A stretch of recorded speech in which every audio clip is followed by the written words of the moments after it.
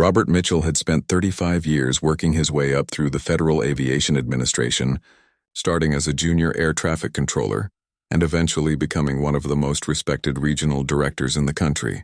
His expertise in aviation regulations was legendary among his colleagues, and pilots across 3 states knew his name. What they didn't know was that Robert had always dreamed of a quiet retirement on a small farm, where he could grow vegetables and raise chickens. When Robert finally found the perfect property in Millbrook County, he thought his prayers had been answered. The 100-acre farm sat on rolling hills with rich soil, a sturdy farmhouse built in the 1940s, and enough space for all his retirement dreams.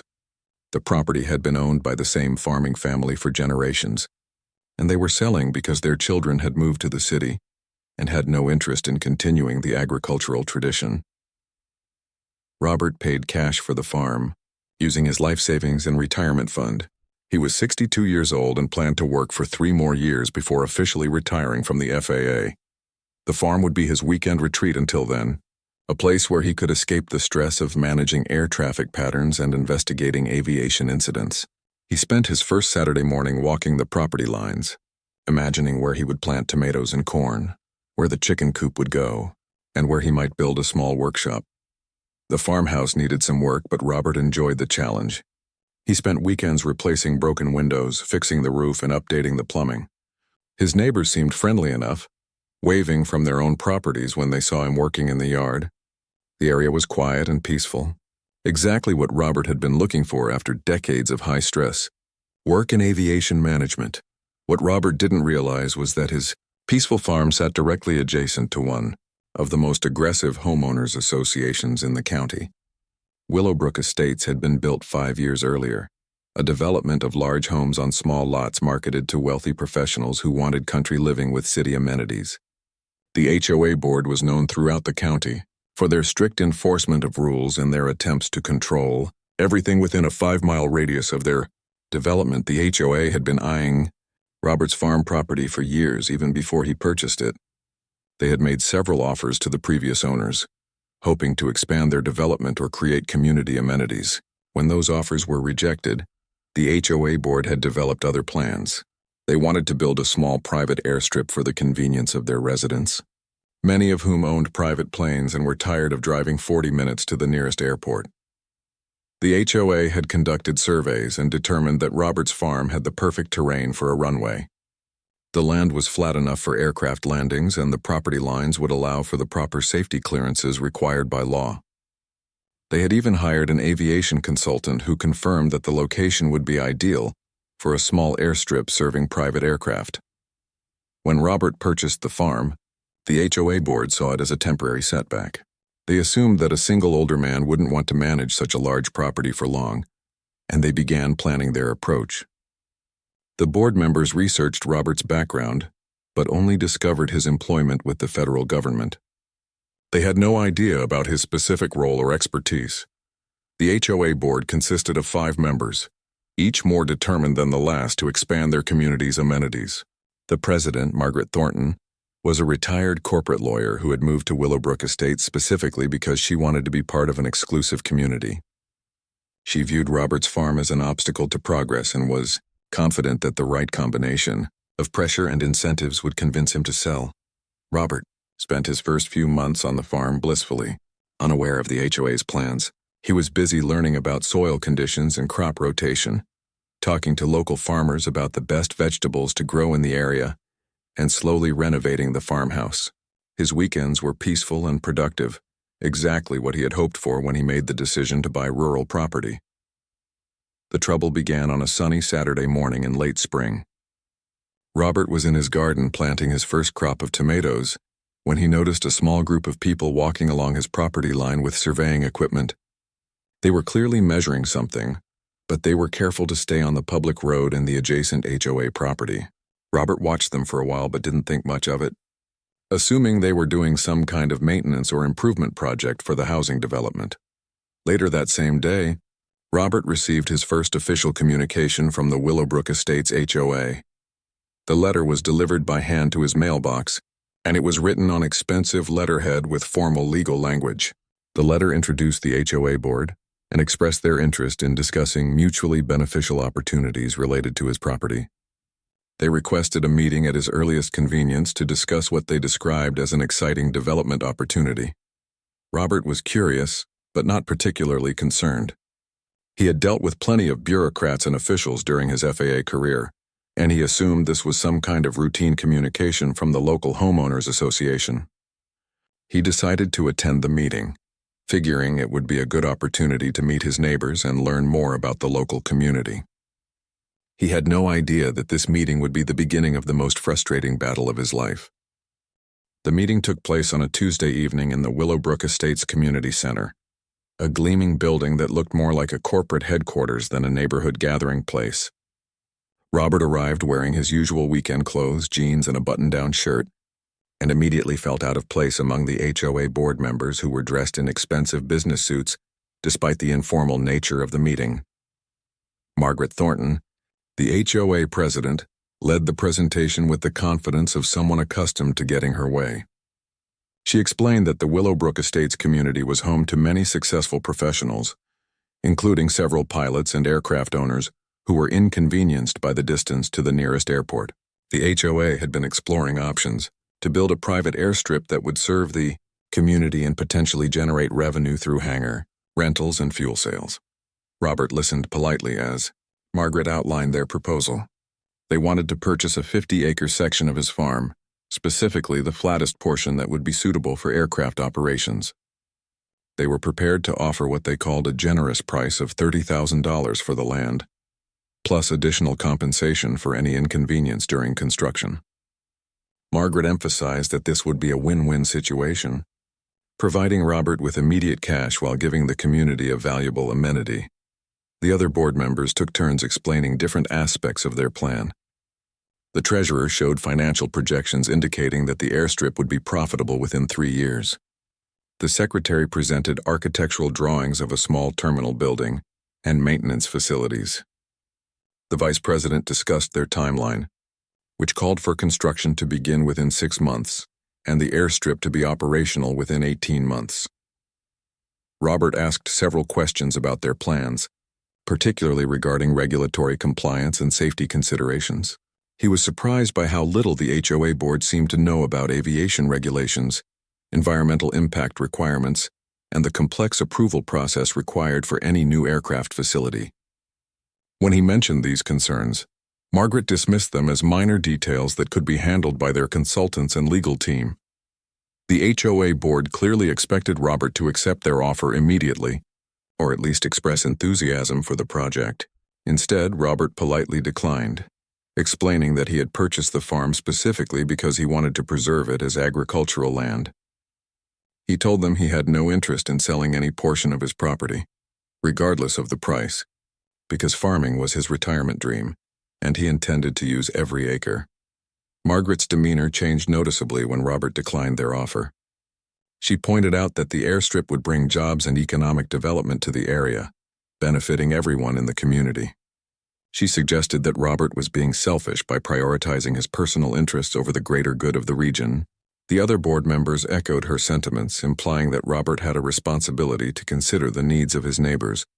Robert remained calm and polite, but he made it clear that his decision was final. He explained that he had worked hard his entire career to afford this farm, and he had no intention of selling it or allowing it to be developed. He thanked the board for their time and consideration, but stated firmly that he was not interested in their proposal under any circumstances.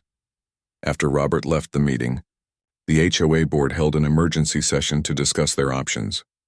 Margaret was furious that their reasonable offer had been rejected, and she was determined not to let one stubborn farmer derail their plans.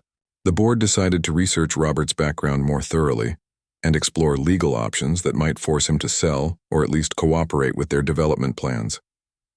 Over the next few weeks, Robert noticed increased activity around his property. HOA board members and their consultants frequently drove past his farm, stopping to take pictures and measurements. They were careful to stay on public roads and adjacent properties, but their presence was clearly intended to send a message. Robert found their behavior annoying, but not particularly threatening, and he continued with his farming activities.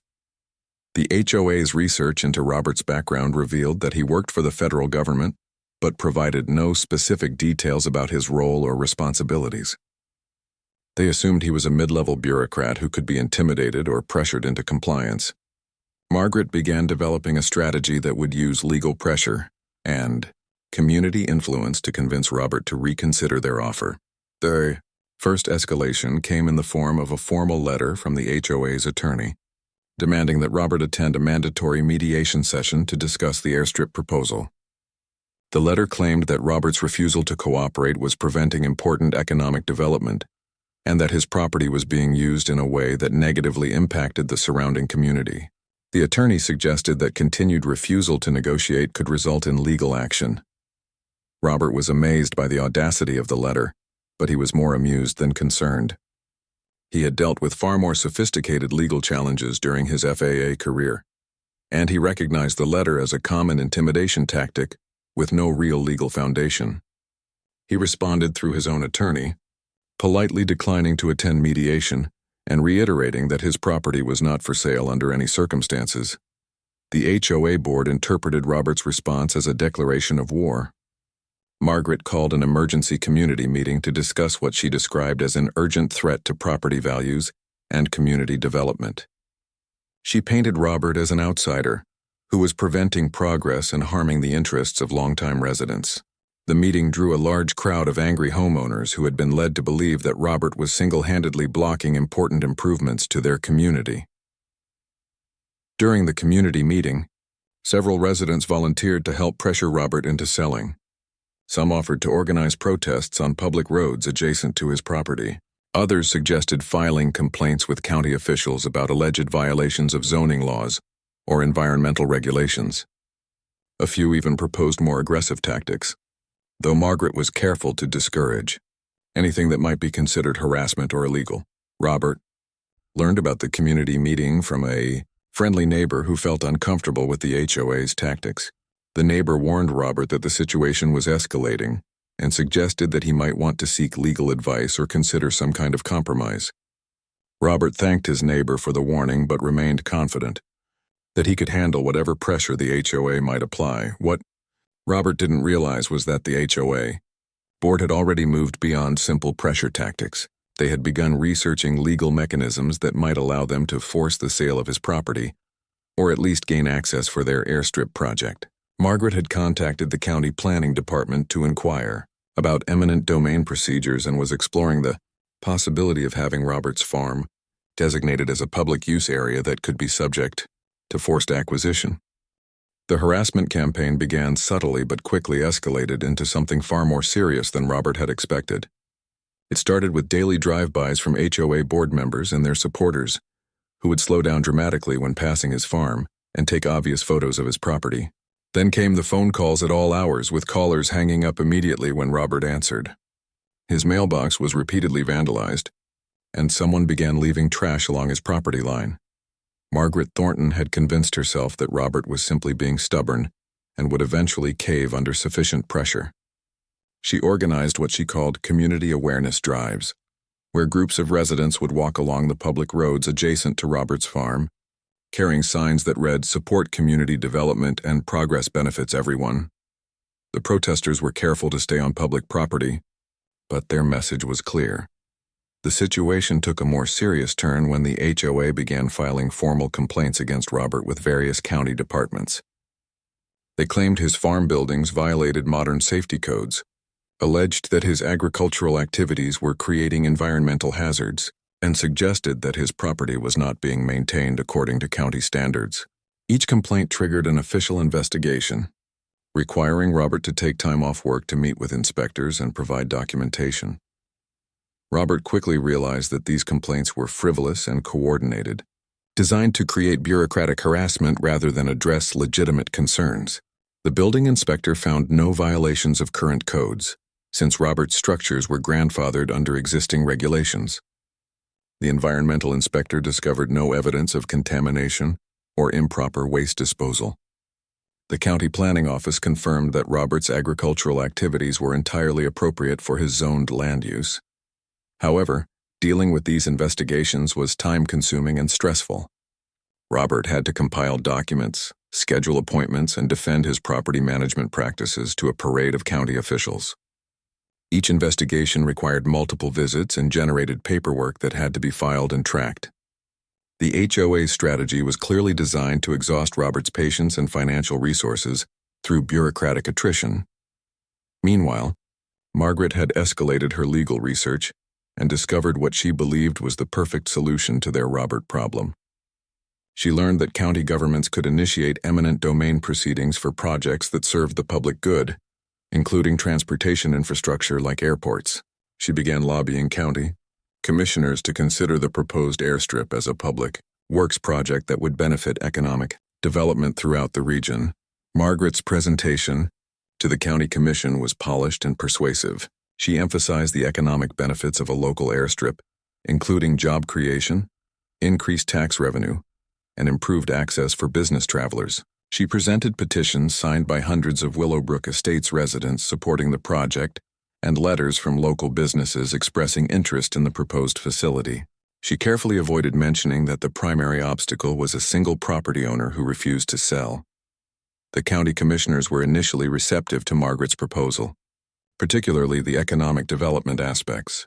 They agreed to study the feasibility of a publicly owned airstrip and promised to consider using eminent domain if necessary to acquire suitable land. Margaret left the meeting confident that she had found the leverage needed to force Robert off his farm. Robert learned about the county commission meeting from the same neighbor who had warned him about the HOA's escalating tactics.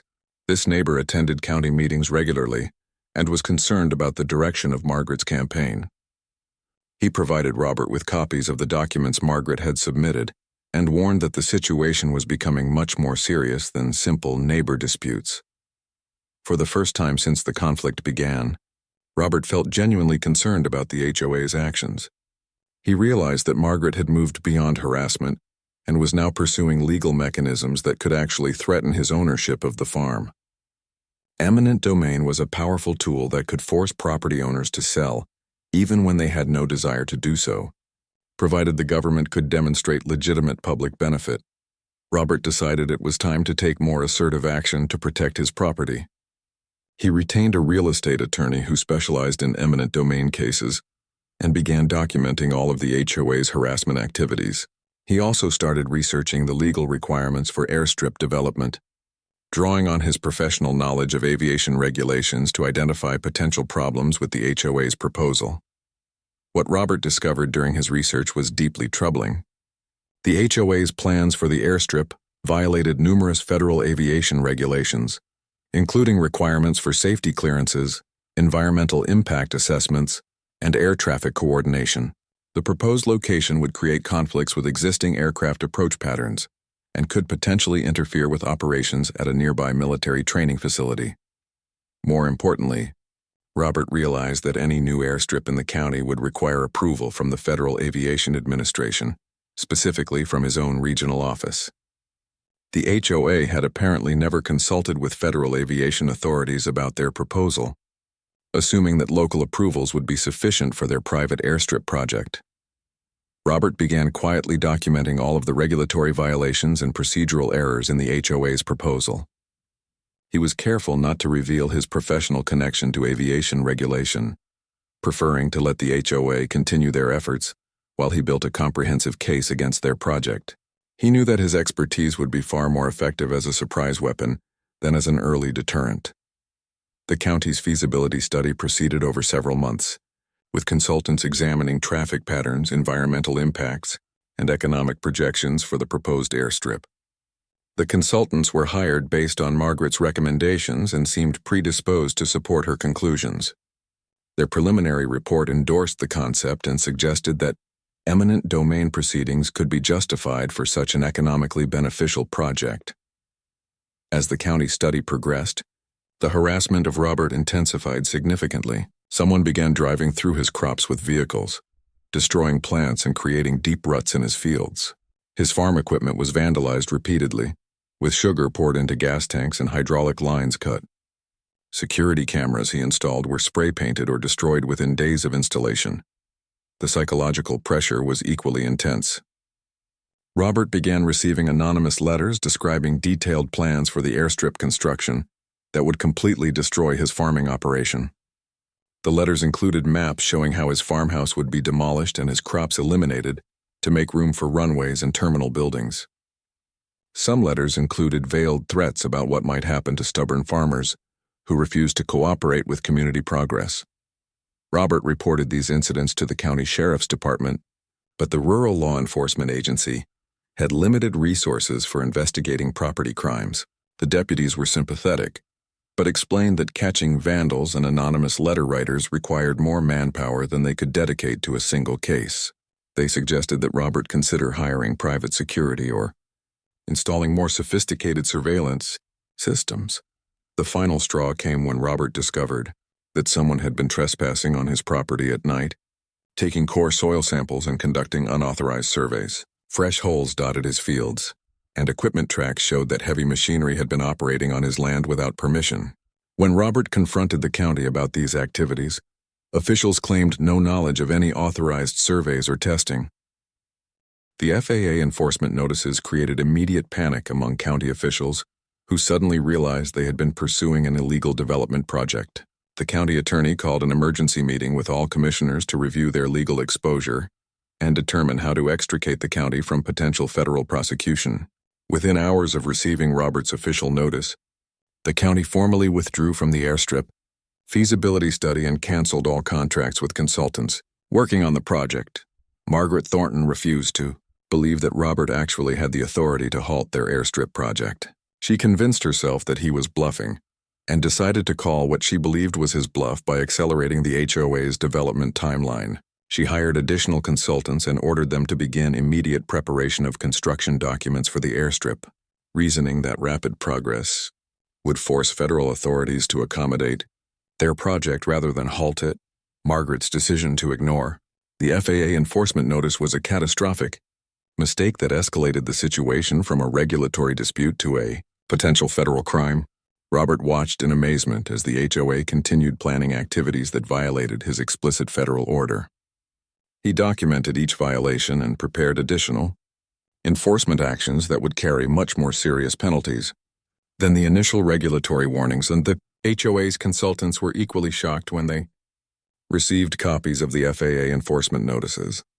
Most of them had never worked on aviation projects and had no idea about federal regulatory requirements. Several immediately withdrew from the project, recognizing that continued involvement could result in professional sanctions and legal liability. The aviation consultant who had originally endorsed the project disappeared entirely, leaving no forwarding address or contact information.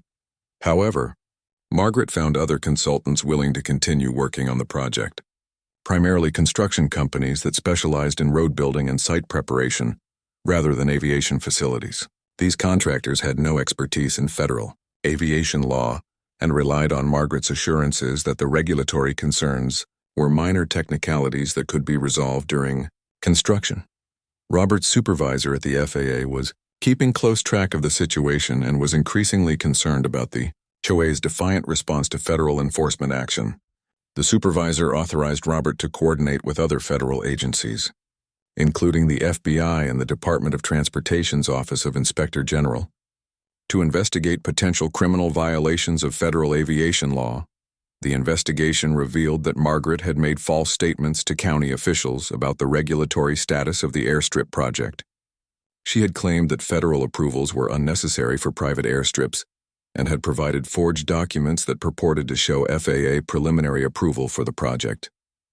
These false statements had influenced the county's decision to pursue eminent domain proceedings and constituted federal fraud charges.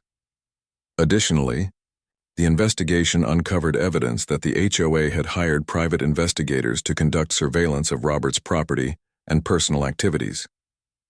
These investigators had trespassed on federal property adjacent to Robert's farm and had attempted to access Robert's employment records through fraudulent means. The surveillance activities violated several federal privacy laws and added additional criminal charges to the growing case against the HOA. Robert was amazed by the scope of illegal activity the investigation revealed. What had started as a simple property dispute had uncovered a complex pattern of fraud, harassment, and federal law violations. He realized that Margaret's obsession with the airstrip project had led her to commit serious crimes that could result in significant prison sentences for all involved. HOA board members. The breaking point came when federal investigators discovered that the HOA had attempted to bribe county commissioners to expedite the eminent domain proceedings. Margaret had offered to fund the commissioners' re-election campaigns in exchange for their support of the airstrip project and their willingness to use aggressive eminent domain tactics against Robert. These bribery attempts were captured on recordings made by one commissioner who had become suspicious of the HOA's tactics. Federal prosecutors moved quickly to prevent additional crimes and protect Robert from further harassment. They obtained search warrants for the homes and offices of all HOA board members and several contractors involved in the illegal airstrip project. The simultaneous raids recovered extensive documentation of the conspiracy and additional evidence of fraud, bribery, and harassment activities. Margaret Thornton was arrested at her home on a Tuesday morning, charged with federal fraud, bribery, and conspiracy to violate aviation safety laws. The other HOA board members were arrested later that day, along with 3 contractors who had participated in the fraudulent development planning. The arrests sent shockwaves through the Willowbrook Estates community, where residents had believed they were supporting a legitimate development project. The federal charges against the HOA board members were extensive and serious. Margaret faced up to 20 years in prison for her role as the conspiracy's ringleader, while the other board members faced sentences ranging from 5 to 15 years, depending on their level of involvement. The contractors faced additional charges related to their fraudulent claims about their aviation expertise and their participation in the bribery scheme. Local media coverage of the arrests was extensive and embarrassing for the Willowbrook Estates community. News reports detailed the elaborate harassment campaign against Robert and the illegal tactics used to try to force him from his property. Many residents expressed shock at learning about the criminal activities conducted in their name and began demanding accountability from the remaining HOA leadership. Robert found himself in the unusual position of being both the victim of the crimes and the federal official responsible for investigating them. His supervisor decided that Robert should recuse himself from further involvement in the prosecution to avoid any appearance of personal revenge. But Robert's documentation and investigation had provided the foundation for the entire federal case. The revelation of Robert's true identity as an FAA regional director became a source of tremendous embarrassment for the HOA's supporters. Community members who had participated in harassment activities realized they had been attacking one of the most senior aviation officials in the region. Several residents appeared at Robert's farm to apologize personally for their involvement in the pressure campaign. Margaret's legal team attempted to negotiate a plea agreement that would reduce her charges in exchange for cooperation with federal investigators. However, prosecutors were reluctant to offer significant concessions given the extensive evidence of deliberate criminal activity and the serious safety risks created by the illegal airstrip planning. Margaret's lawyers advised her that she faced the realistic possibility of decades in federal prison. The case also triggered investigations into other HOA activities and revealed a pattern of aggressive tactics used against residents who opposed board decisions.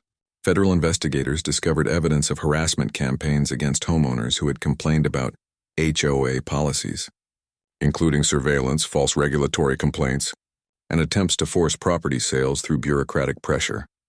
Robert's farm became a symbol of successful resistance to HOA overreach, and his story spread throughout the aviation community and beyond. Pilot organizations used the case as an example of the importance of federal aviation regulations and the dangers of unauthorized airstrip development. Property rights advocates highlighted Robert's experience as evidence of the need for stronger protections against HOA abuse. The criminal prosecutions moved forward rapidly, with most defendants eventually accepting plea agreements rather than risking trial convictions that could result in maximum sentences. Margaret Thornton held out the longest, continuing to insist that her actions were justified by the community benefits of the airstrip project, but eventually accepted a plea agreement that would send her to federal prison for 8 years.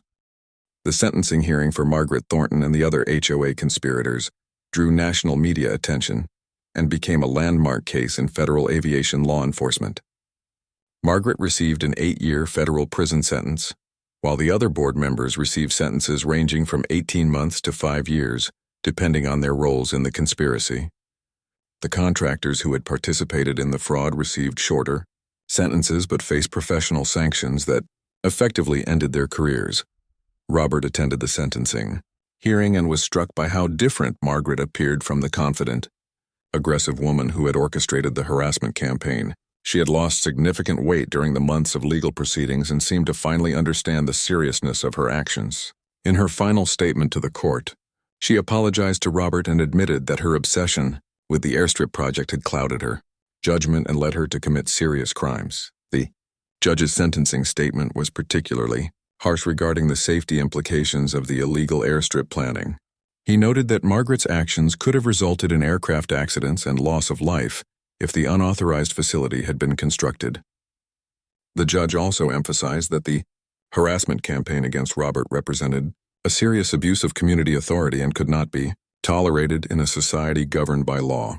Following the criminal prosecutions, Robert filed civil lawsuits against the HOA and individual board members, seeking damages for the extensive harassment and property damage he had suffered. The civil cases were settled quickly, with the HOA's insurance company agreeing to pay substantial compensation rather than risk additional adverse publicity from extended litigation. Robert used the settlement money to upgrade his farm facilities and implement his original retirement plans. The Willowbrook Estates community underwent dramatic changes following the scandal. The remaining HOA board members resigned in disgrace, and new leadership was elected on a platform of transparency and respect for individual property rights. The new board implemented strict policies prohibiting harassment of neighbors and requiring legal review of all major development proposals before any action could be taken. Many Willowbrook Estates residents sold their homes and moved away, embarrassed by their association with the criminal conspiracy and concerned about ongoing legal liability for their participation in the harassment campaign. Property values in the development declined significantly, and several homes remained on the market for months without buyers. The community that had once prided itself on exclusivity and aggressive pursuit of amenities became known throughout the region as a cautionary tale about HOA overreach. Robert's story became required reading at FAA training seminars, where it was used to illustrate the importance of federal aviation regulations and the serious consequences of unauthorized airstrip development. Aviation law schools included the case in their curricula as an example of successful regulatory enforcement and the intersection of property rights with federal safety requirements. The case also influenced federal legislation strengthening penalties for fraudulent aviation development proposals. The county government implemented new procedures requiring federal regulatory review before considering any aviation-related development projects. County commissioners who had supported the original airstrip proposal faced significant criticism during re-election campaigns, and several were defeated by opponents who campaigned on platforms of responsible development and respect for federal law. The county attorney who had failed to identify the federal regulatory issues was forced to resign. Robert finally achieved the peaceful retirement he had originally sought when he purchased the farm. He successfully grew vegetables and raised chickens, exactly as he had planned before the HOA conflict began. His farm became a model of sustainable agriculture, and he often hosted tours for local school groups and agricultural organizations. Neighboring farmers sought his advice on crop rotation and soil management, and he became a respected voice in the local agricultural community. The harassment campaign had actually strengthened Robert's resolve to preserve his farm as agricultural land. He established a conservation easement that permanently protected the property from development, ensuring that no future landowner could be pressured into selling for commercial or residential projects. The easement was funded partly by his civil lawsuit settlement and partly by federal conservation programs that recognized the farm's agricultural and environmental value. Robert's relationship with his immediate neighbors improved dramatically after the criminal prosecutions. Many residents who had initially supported the airstrip project apologized personally for their involvement and expressed admiration for his principled stand against intimidation. Several neighbors began purchasing vegetables from Robert's farm, creating a small but profitable local market for his organic produce. The case had broader implications for HOA governance throughout the state and beyond. Property rights organizations used Robert's experience as evidence of the need for stronger legal protections against HOA abuse, leading to legislative reforms that limited HOA authority and provided clearer remedies for harassment victims. Legal experts writing about HOA reform frequently cited the Willowbrook Estates case as an extreme example of what could happen when community associations operated without proper oversight. Robert's expertise in aviation law made him a sought-after consultant for property owners facing similar pressures from developers seeking to build unauthorized aviation facilities. He testified as an expert witness in several cases involving illegal airstrip proposals and helped other property owners understand their rights under federal aviation law. His professional reputation within the FAA was enhanced by his successful handling of the enforcement case. 3 years after the criminal convictions, Robert officially retired from the FAA with full honors and recognition for his outstanding service. His farewell ceremony included presentations from aviation industry leaders and federal officials, who praised his dedication to aviation safety and his exemplary handling of the Willowbrook Estates enforcement case. Robert's career had ended on a high note, with a case that demonstrated the importance of federal aviation regulation and the courage required to enforce safety standards. Margaret Thornton was released from federal prison after serving 6 years of her 8-year sentence, but her life had been permanently changed by the consequences of her obsession with the airstrip project. She lost her home, her savings, and her professional reputation, and struggled to find employment due to her federal fraud conviction. She eventually moved to another state and took a low-paying job with a nonprofit organization, a dramatic fall from her previous status as a successful attorney and community leader. Robert's farm thrived under his full-time management, producing award-winning vegetables that were sold at farmers' markets throughout the region. He married a local teacher who shared his love of agriculture and sustainable living, and together they expanded the farm's operations to include a small bed and breakfast that attracted visitors interested in rural tourism and agricultural education. The farm that had once been threatened with destruction became a model of successful small-scale agriculture. The story of Robert's battle with the HOA became legendary in aviation circles and beyond, inspiring other property owners to stand firm against intimidation and illegal pressure tactics. It demonstrated that even the most aggressive and well-funded harassment campaigns could be defeated by someone with the knowledge, courage, and resources to fight back effectively. Robert's victory proved that federal law enforcement could protect individual property rights against community pressure and organizational abuse.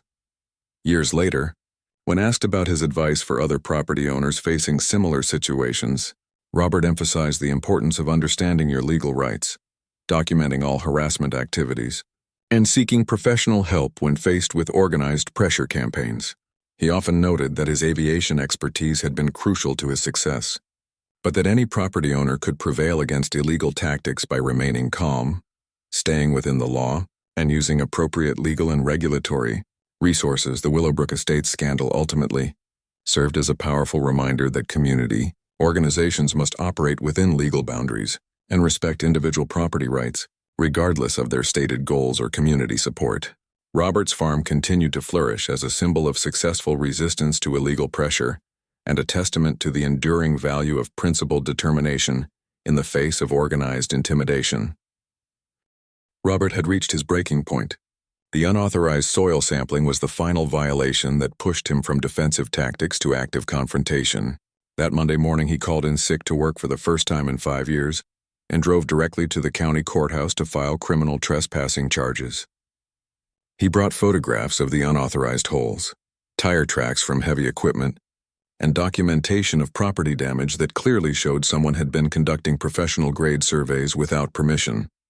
The county sheriff took Robert's complaint seriously, especially when presented with clear evidence of criminal activity. The sheriff assigned a detective to investigate the trespassing and promised to increase patrols around Robert's farm. More importantly, the sheriff agreed to contact the county commission about potential legal liability if county-authorized contractors were conducting unauthorized activities on private property. Meanwhile, Margaret Thornton was growing increasingly frustrated with the slow pace of the eminent domain process. The county's feasibility study was taking longer than expected, and some commissioners were beginning to ask uncomfortable questions about the legal justifications for seizing private property for what was essentially a recreational facility for wealthy homeowners. Margaret decided that more dramatic action was needed to demonstrate community support for the airstrip project. She organized what she called a community vision rally in the park adjacent to Robert's farm. The event was designed to show overwhelming public support for the airstrip and to put additional pressure on both Robert and the county commissioners. Margaret hired a professional event planning company and invited local media to cover what she promised would be a significant community gathering. The rally drew nearly 300 people, including most of the Willowbrook Estates residents and supporters from surrounding areas who had been convinced that the airstrip would benefit the entire region. Margaret gave a passionate speech about progress, economic development, and the need to overcome selfish interests that blocked community improvements. She presented a giant poster showing artist renderings of the proposed airstrip, complete with modern terminal buildings and corporate jets. Several local business leaders spoke in favor of the project, emphasizing the economic benefits of improved air transportation access. A retired airline pilot who lived in Willowbrook Estates gave a technical presentation about aviation safety and the positive impact of general aviation on rural communities. The event concluded with the presentation of a petition containing over 800 signatures supporting the airstrip project. Robert watched the rally from his farmhouse window, amazed by the scale of opposition he was facing. He had never imagined that his simple desire to farm in peace would generate such intense community hostility. The sight of hundreds of people demanding that he give up his property was both intimidating and infuriating. He realized that his opponents had far greater resources and community support than he had initially understood. That evening, Robert made a decision that would change everything. He called his supervisor at the FAA and requested an emergency meeting to discuss a potential regulatory violation that required immediate attention.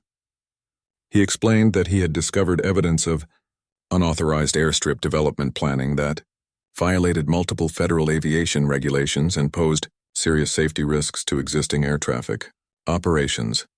Robert's supervisor was immediately concerned when he learned about the unauthorized airstrip proposal.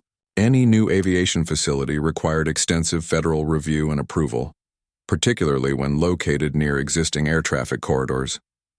The supervisor authorized Robert to conduct a full investigation, using his official FAA authority, and promised to provide whatever resources were necessary to address potential safety violations. The next morning, Robert returned to work with a new sense of purpose. He spent the day reviewing federal regulations related to airstrip development and cross-referencing the HOA's proposal with official aviation safety requirements. What he discovered was even worse than he had initially suspected.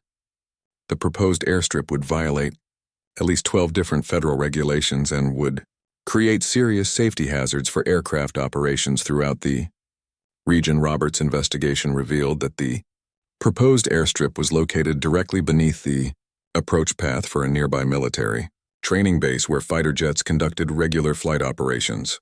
Any civilian aircraft using the HOA's airstrip would create dangerous conflicts with military training flights and could potentially trigger national security responses. The HOA's consultants had apparently never researched existing air traffic patterns or contacted military aviation authorities. Additionally, the proposed airstrip would interfere with the navigation systems used by commercial aircraft flying between two major airports. The facility would require aircraft to cross established flight paths and could create confusion for air traffic controllers managing high-volume commercial operations. Federal law required extensive coordination and approval for any aviation facility that might impact existing air traffic operations. Robert also discovered that the environmental impact assessment required for the airstrip had never been conducted. Federal law required detailed studies of noise impacts, wildlife disruption, and potential contamination from aircraft fuel and maintenance operations. The county's feasibility study had completely ignored these federal requirements, focusing only on local economic and zoning considerations. Armed with this comprehensive regulatory analysis, Robert prepared an official FAA enforcement action against the proposed airstrip project.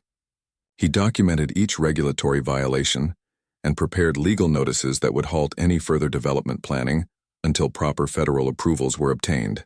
He also prepared a detailed report explaining why the proposed location was unsuitable for aviation operations and would never receive federal approval.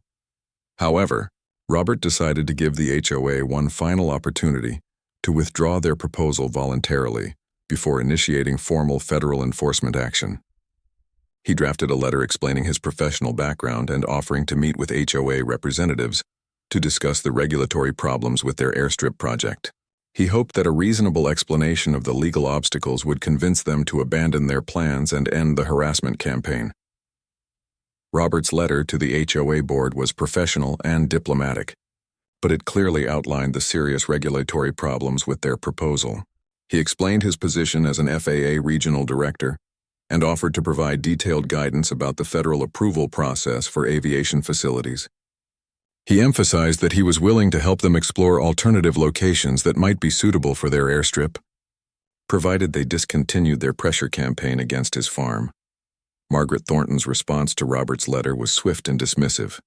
She accused him of fabricating his federal employment to intimidate the HOA, and suggested that his claims about regulatory violations were desperate lies designed to protect his property. She declared that the HOA would not be deterred by what she called scare tactics and promised to escalate their legal efforts to acquire his farm through eminent domain. Margaret's response included several personal attacks on Robert's character and integrity. She suggested that he was using false federal authority to interfere with legitimate community development and threatened to report him to his supervisors for abuse of government position. She also implied that his resistance to the airstrip project was motivated by racism or elitism rather than legitimate property rights concerns. Robert was stunned by the viciousness of Margaret's response and her complete dismissal of legitimate regulatory concerns. He realized that the HOA board was so committed to their airstrip project that they were willing to ignore federal law and attack anyone who opposed them. He understood that reasonable negotiation was impossible, and that only formal enforcement action would stop their illegal development plans. The next day, Robert initiated official FAA enforcement proceedings against the unauthorized airstrip proposal. He filed formal notices with the county commission, the HOA board, and their consultants, explaining that any further development planning would violate federal aviation law and could result in criminal prosecution. He also contacted the military base commander to coordinate security responses to potential aviation safety threats. The enforcement notices sent shockwaves through the county government and the HOA leadership. County commissioners who had been supportive of the airstrip project suddenly realized they were facing potential federal legal action for their involvement in unauthorized aviation development. Several commissioners immediately distanced themselves from the project and called for emergency meetings to reassess the county's position.